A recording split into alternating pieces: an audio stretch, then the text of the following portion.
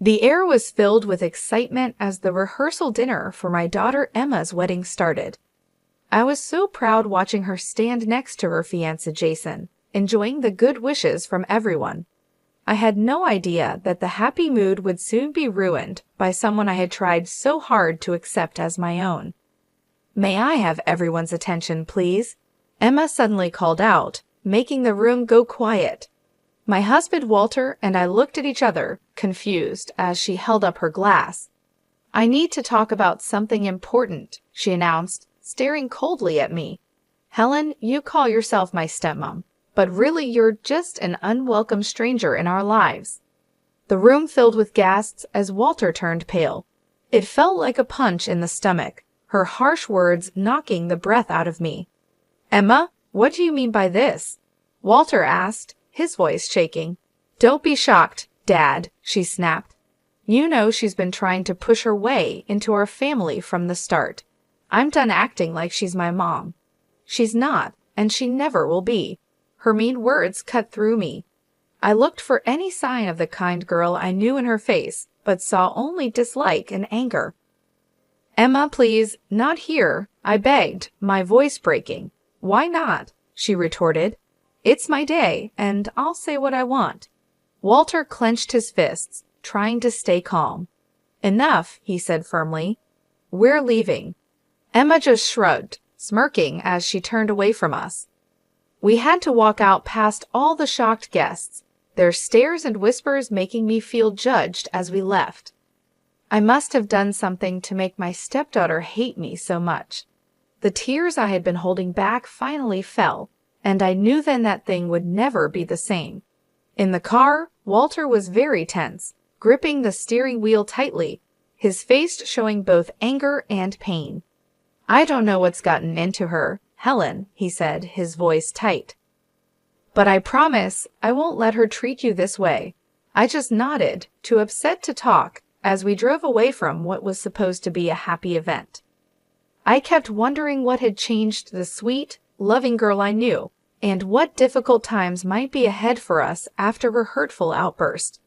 Maybe Emma began to dislike me when I married her father and became her stepmother, or perhaps it started even before that, influenced by her mother, Julie. Julie had once told her, as she gently touched her hair, "No one can ever replace your real mother." Those words had left a bad feeling, but I tried to ignore it, hoping to create a warm relationship with Emma. "I'm not trying to replace anyone," I had assured her softly. "I just want us to be friends." She nodded, but her empty look showed no warmth. It was like there was already a wall between us, built stronger by her mother's mean comments. At first, Emma was polite, though a bit cold. But as time went on, her true feelings started to show. "Why are you always trying to butt into my life?" she snapped one day when I just asked about her weekend plans. Walter gave her a stern look. "Emma, don't talk to your mother like that." "She's not my mother," Emma yelled back, anger twisting her face. She left the room quickly, leaving me stunned by her harsh words. Walter just shook his head, looking disappointed and resigned. From then on, Emma made it clear she didn't like me. She would roll her eyes when I came into a room and make mean comments quietly. If I tried to help or ask something, she would snap back as if she couldn't stand me being around. "You're not fooling anyone with your fake concern," she sneered one day. Her dislike for me was obvious, and it hurt. I asked if she needed a ride to her friend's house. "Emma, that's enough," Walter warned, losing his patience, but she didn't listen. It became clear that her mom, Julie, was fueling Emma's growing dislike for me. Whenever we met, Julie's fake smile hardly hid her joy in seeing our troubled relationship. "I don't know what you've done to make my daughter dislike you," she would say with a sly grin, "but you'll just have to deal with the consequences." And deal with them I did. Emma's hostility grew like an untreated wound, hurting our family life more every day.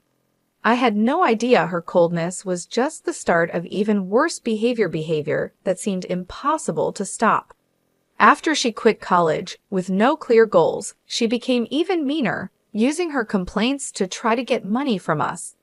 "Give me $10,000, or I'll tell everyone how awful you are as a stepmom," she threatened one day in the kitchen. I was shocked. "Emma, why are you saying this? I've always tried to be nice to you." "Save it," she snapped. "Just give me the money, and I'll leave you alone for a bit." I felt desperate. "I don't have that kind of money," I told her. Her eyes narrowed. "Then find it, unless you want everyone to know your secrets." From then on, it was a constant pattern. Emma demanded more and more money, and her threats got worse if I said no. Walter was stuck in the middle, trying to please both of us while figuring out why his daughter had changed so much. "Please, just give her what she wants," he pleaded one night after yet another big fight. "I can't take all this fighting." But I knew that giving in would only make her more demanding, so I stood firm, even as Emma became more cunning. "You think you're so great with your job at the school," she mocked. "Just wait until everyone knows the truth about you." Her veiled threat really scared me. I could only imagine the kind of hurtful lies she could tell, which would affect my colleagues and the students I was committed to helping. Through all of this, Julie was always there, her mean smile supporting her daughter's terrible actions. "You reap what you sow, Helen," she sneered during one of her frequent unwanted visits. "Maybe if you were a better stepmom, Emma wouldn't be like this." Her words hurt deeply, stirring up a storm of emotions inside me: anger, pain, and betrayal. But even as I felt overwhelmed, a small spark of determination started to grow in me. I couldn't just let things happen to me anymore. If Emma wanted a fight, then I was ready to stand up to her and show everyone the kind of person she really was. And if Julie thought she could keep causing trouble from behind the scenes, she was mistaken. It was time to stop being nice. From then on, I was determined to do whatever it took to protect my family, even if it meant taking drastic steps I never thought I would. As Emma's wedding day got closer, her demands and disrespect became worse. It seemed like she enjoyed making my life difficult, pushing me to my limits. One evening, she walked right into the living room and said, "I need another $8,000 for my dress alterations," without even saying hello. Walter gave me a look, hoping I would give in, but I had enough.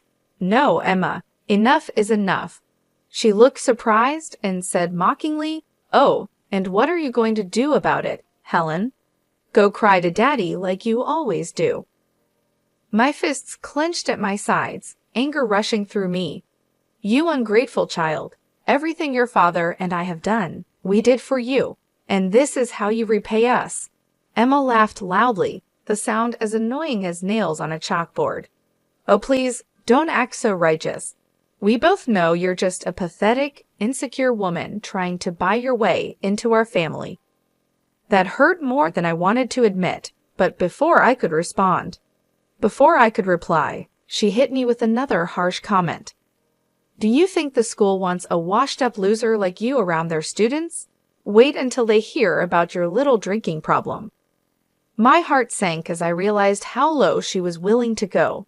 She planned to ruin my career and reputation with her lies. "Emma, that's enough," Walter shouted, his face red with anger, but she just smirked, enjoying the chaos she had created. At that moment, something in me changed. I felt a strong resolve build up, making me firm against the storm of emotions threatening to overwhelm me. I was done being her victim. "Get out," I said firmly, my voice calm but intense. "And don't come back until you can behave like a decent person." Emma looked surprised at my strong reaction, but then sneered and came closer, her breath warm on my face. "You'll regret this, Helen. I promise you that." With those final words, she stormed out, leaving a heavy silence behind her. Walter watched her leave, his face showing both shock and sadness. "I'm sorry, Helen. I don't know what's gotten into her," he said tiredly. But I understood now, this wasn't a sudden change. It was the result of long-held bitterness and manipulation, driven by Julie's harmful influence. As I thought about Emma's threats, a firm resolve formed within me. She thought she could destroy my life whenever she wanted with her venomous lies. She was very wrong. If it was a fight she wanted, then I was ready to fight back, and this time I wouldn't play by her rules. Her threats kept replaying in my mind, fueling my determination to show everyone her true character before it was too late. I knew I couldn't count on Walter. His love for his daughter blinded him to the person she had become. I had to act on my own to protect myself and our family. That's when Roger came into the picture. He'd dated Emma a few years ago, before her behavior turned so manipulative and selfish.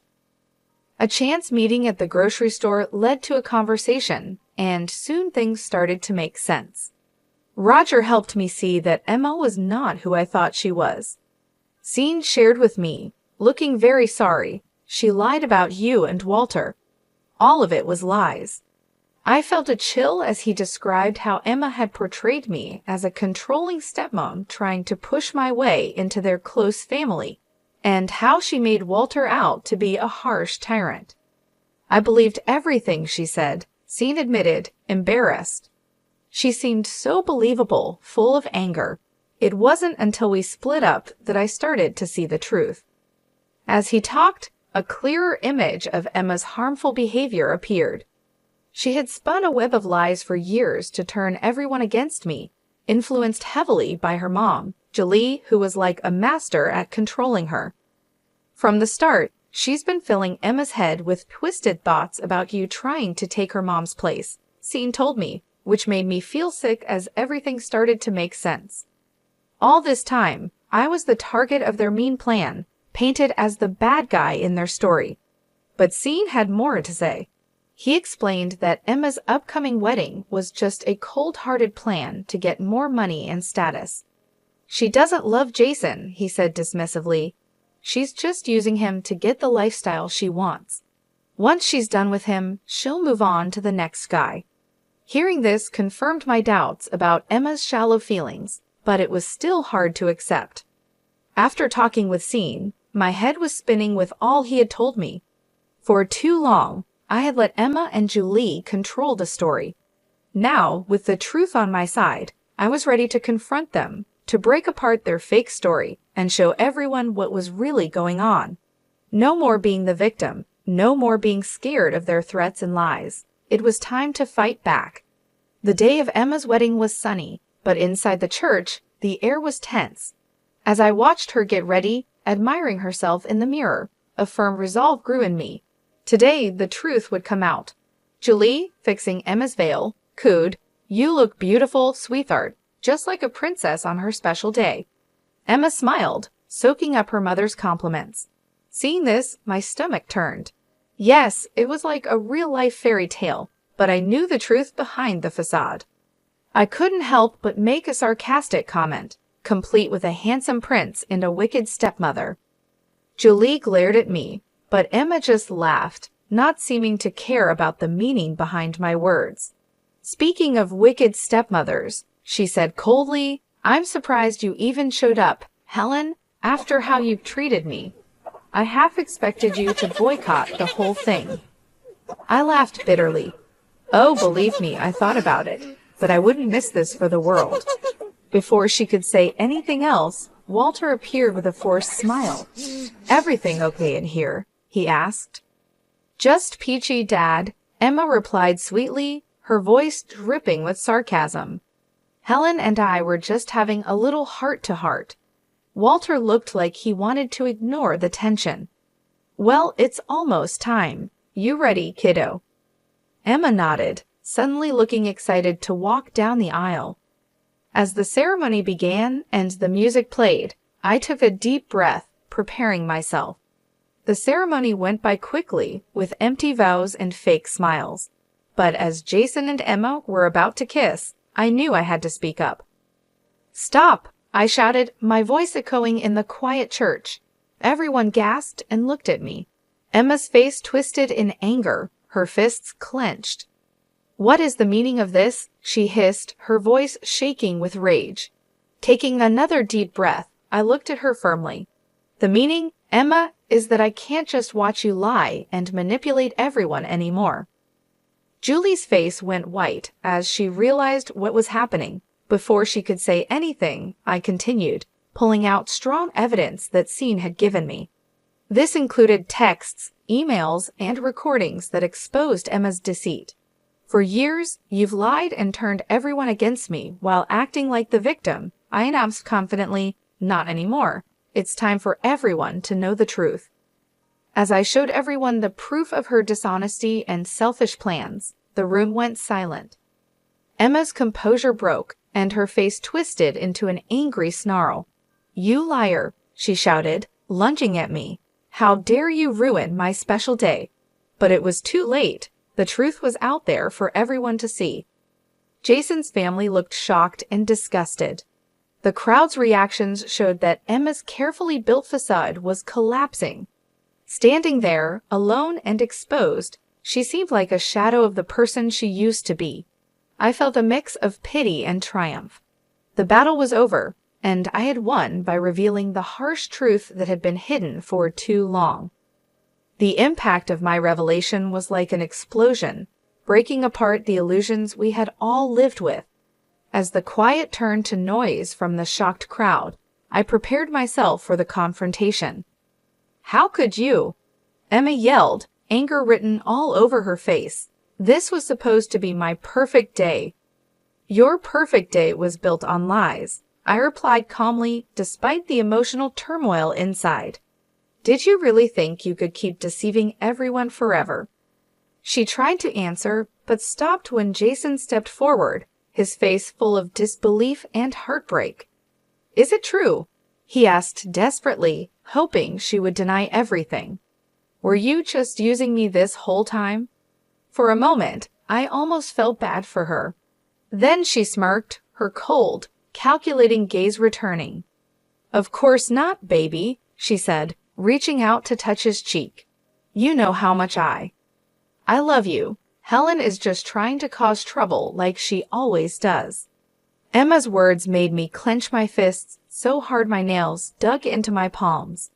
I wanted to wipe that fake look of innocence off her face.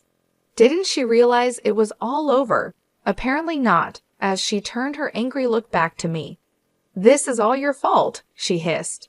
"If you had just left things alone, none of this would be happening."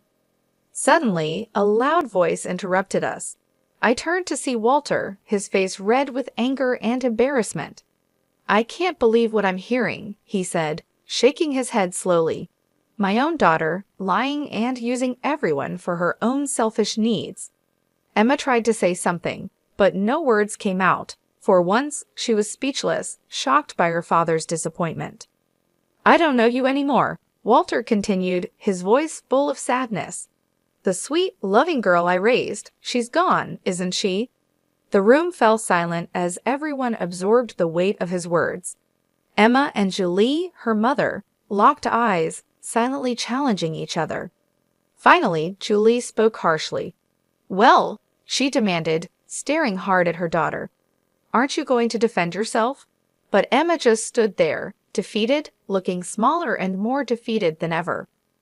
With a disgusted snort, Julie stormed out, followed by Jason's family, their faces showing everything from pity to disgust. And just like that, it was over. The grand event Emma had carefully planned lay in ruins, her dreams shattered.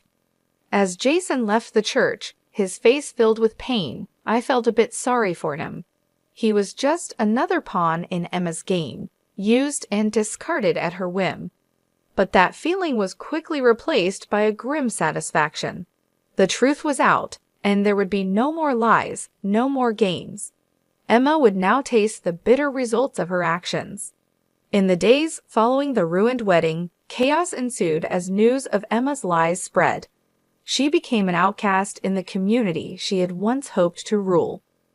I'll never forget Emma's face when she showed up at her mother Julie's doorstep, desperately looking for help. "Please, Mom," she begged, her voice full of tears she was trying to hold back. "You have to help me. I have nowhere else to go." But Julie just looked at her with disgust and a bit of pity, her lips twisting into a sneer. "Help you," she scoffed, her laugh bitter. "After the mess you made in public, embarrassing yourself and our family." Emma stepped back, shocked. "But you're my mother. You're supposed to support me no matter what." "There are no sides anymore," Julie replied slowly, shaking her head. "You've destroyed all your relationships, pushed away everyone who cared about you with your endless greed and lies." Her harsh words cut deep, each one like a sharp blade. I could see the moment Emma realized the truth, felt the full weight of her loneliness. "You can't mean that," she whispered, reaching out a shaky hand. "Mom, please." But Julie stepped back, her face cold and unfeeling. "I don't know who you are anymore," she said flatly. "The daughter I raised would never sink so low. You've made your bed, Emma. Now you can lie in it alone." With those final harsh words, she turned and went back inside, leaving Emma alone on the doorstep, broken. In the weeks that followed, I watched as Emma, once proud and entitled, was worn down by the consequences of her actions. The trendy bars and fancy stores she used to visit now looked at her with barely hidden contempt, whispers and stares following her. Even her so-called friends deserted her, not wanting to be linked with such a public disgrace. Through it all, Walter and I stood firm, our relationship strengthened in the ordeal of her betrayal. "I'm sorry it came to this," Walter said one evening as we watched Emma pass by, her head down in shame. "But you were right all along." I didn't say anything, just squeezed his hand. Words felt too small in the face of such a harsh reality.